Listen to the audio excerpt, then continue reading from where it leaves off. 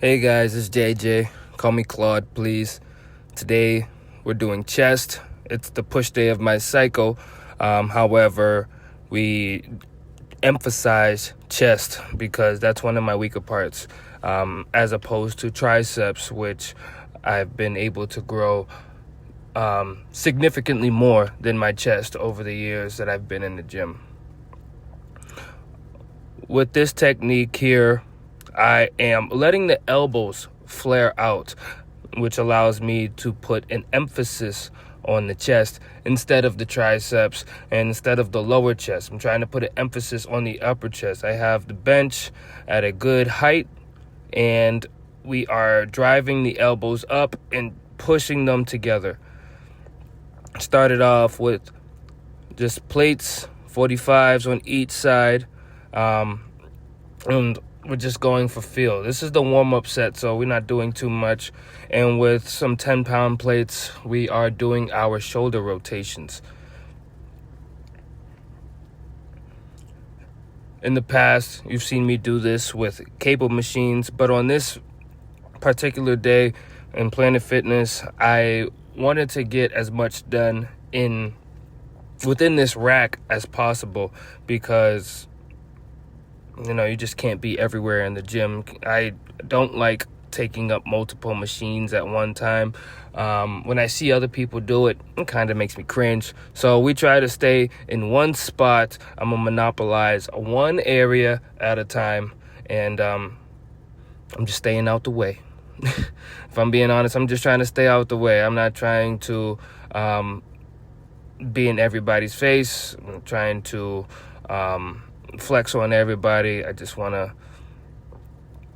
film my content. I want to get my reps in and just want to overall be as comfortable as I can be or should be whilst in the gym. So here, I'm already getting hot. So we took off the pump cover early, and we must have added, a 25? Must have added a 25 to the plates. So we got a plate and 25 on there. Again, we're letting the elbows flare out. Looks like I widened my grip a little bit, and we're driving the elbows up. We're keeping them outside, driving them up and together to emphasize that chest squeeze, that upper chest squeeze at the top of the motion, and to emphasize that stretch at the bottom. Really starting to feel it here. Getting the shoulders back with the shoulder rotations, and just trying to feel it, trying to feel the stretch. There's not much of a contraction when you're doing free weights with these shoulder rotations, but you can still get a ton of stretching. And to put the muscle under tension through a stretching motion, I can still warm up my shoulders to a significant degree. This is especially necessary whilst I'm doing incline press, especially with that angle that I'm doing there. For my shoulders, this is a must. I like to get my hands really high, as you can see, make sure that my shoulders go through that complete range of motion and are ready for whatever load they may get. So I took the 25s off. I added another 45-pound plate, and here, keeping the elbows out, slow, controlled motions. We are pushing the elbows together, and we are sticking within the range that I'm feeling the most tension. So this is, could my range of motion be a little bit better? It could be optimized a little bit more, but that wouldn't optimize my ability to stimulate the motion. I get a few lockouts in there, so I must have been feeling something, especially towards those reps towards the end. So yeah. And again, guys, I can't emphasize this enough. Keeping the shoulders healthy will allow me to keep on pushing weight. Will allow me to keep contracting the muscle as strongly as I can and stretching it while being safe That is one of the most important parts of all of this. And do it while being safe, because if you get injured and you're out of the gym for who knows how long, that's not gains. It's a good way to go backwards, and that's what we're trying to avoid. Going backwards every day. I want to feel like we definitely got better.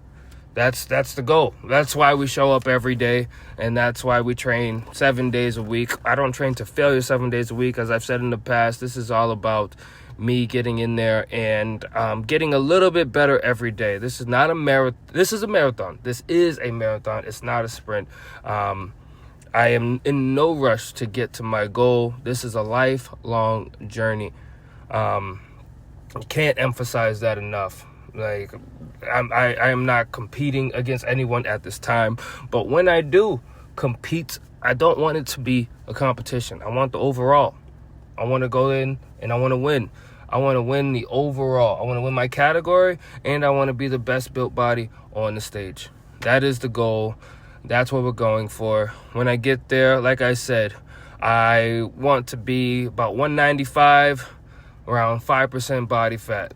That's, and that might sound pretty out there. Actually, I'll be honest, it does sound out there, and I realize that. But,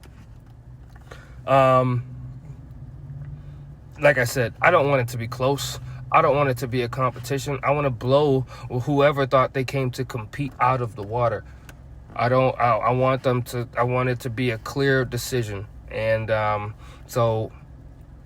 and with my work ethic, with my genetics, and with my knowledge of training, I think that I can bring the package. I think I can bring a decent package of muscle and conditioning. What's really going to determine how good I look on stage, as anybody knows that's been in the bodybuilding community, you're going to need to work on your posing. And that's where I am 100% a newbie. I haven't been posing for nearly as long as I've been lifting, nearly as long as I've been conditioning. So that's going to be a challenge. That's going to be something new for me. And on these reps, I lowered the bench. It's slightly less of an incline. Just, again, letting those elbows flare out safely. Safely. These are slow reps. I'm not trying to, we're not jerking the weight. We're not using our back. We're not lifting the butt up off the seat. Those are all controlled. And here, you got some more joint mobility here. This is the hip flexor. We are trying to make sure that the stability below the waist is as good as, or if not better than, my shoulder stability. Today, this is what we focused on. Yesterday, we got in some ankle and calf work. And yeah, that's it. And we also got in some knee joint work the other day as well. So, and then we moved on to tricep extensions. Like I said, this is push day, so I like to throw in a few tricep extensions. Maybe, I think we got to failure getting those shoulders back, making sure that the triceps are working harder than everything else on this exercise. And reaching failure isn't going to be hard at all. Reaching failure with this machine gets hard when you're leaning on the weight and when you're jerking back and forth, and it seems like you can go on forever. Why? Because you're using a bunch of body parts that aren't the triceps to complete the motion. Your triceps will fatigue fairly quickly if you only use them with the proper weight. And on the leg raises, the hanging leg raises, I'm really just trying to keep the hip flexor contracted as long as possible. Make sure that stays under tension, and make sure that that's ready to be stable at any moment in time. Sometimes it's a feel thing where, if I don't what's the word? If I don't, why is this word escaping me? It's something that I use all the time. If I don't activate the hip flexor muscle correctly, I'll end up swinging a lot instead of raising my legs. And that's what we don't want to do. I don't want to be raising my legs with a swing. And guys, we did 3 hours of cardio today. And there you have it. That's push day. That's push day with an emphasis on chest. Yeah, that's that. We all we do is keep it simple. We keep it simple, and we get in the reps, we get in the sets, and we pay close attention to each individual rep. And we just, with the emphasis on the stretch and the contraction, we are not putting too much. We're not going for numbers. We're not going for weight. I'm not trying to hit a insanely high number of reps. I'm not training to lift a heavy weight for, whatever amount. I'm going in there to feel the tension and to feel the squeeze, to feel the stretch, and just to make sure that I'm activating the muscle that I want to activate. The chest is one of my problem areas, that being the chest and the back. So that's when we get to these days, I'm excited every time, and especially since I've recently had to cut down the amount that I'm maxing out on these lifts, the amount that I'm training to failure on these lifts.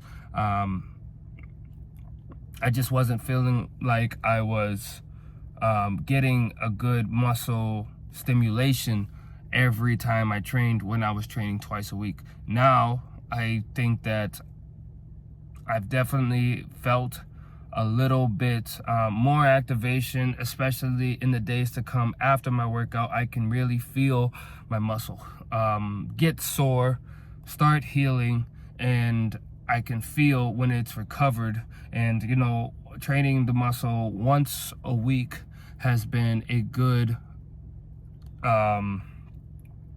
timeline for me, especially to get the most out of the workout. I know that a lot of people prescribe to training muscle groups twice a week, but I don't know. I just wasn't really feeling like I was recovering enough. I didn't feel like it was enough. I didn't feel like it was, the recovery. I think it all had to do with recovery.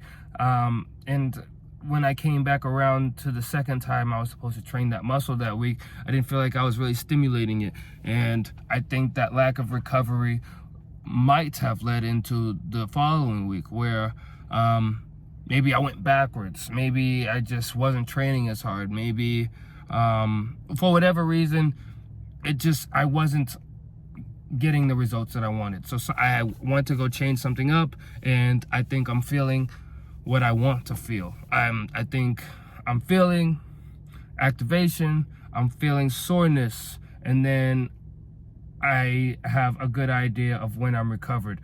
And so we're gonna just go with this once a week for as long as possible, or for like a few months. We're gonna go for a few months and see what gains we will have made at that time. I already see some muscle maturity in my chest, especially. So I'm excited to see where we can get by, let's say, May. Okay. Thank you guys for watching. If you enjoyed the video, make sure to like and subscribe, and I'll see you next time.